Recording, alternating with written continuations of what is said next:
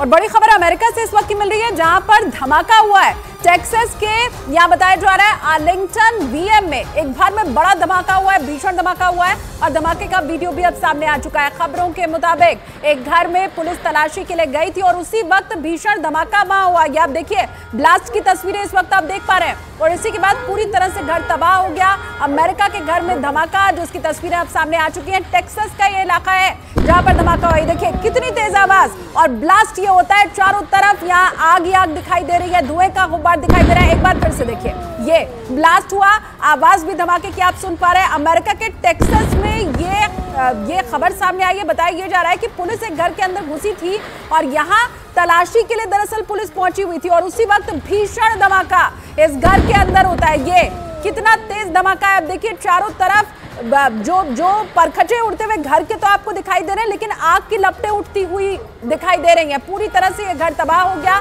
Police वाले घर के अंदर प्रवेश कर रहे थे और मकसद उनका था घर की तलाशी लेना।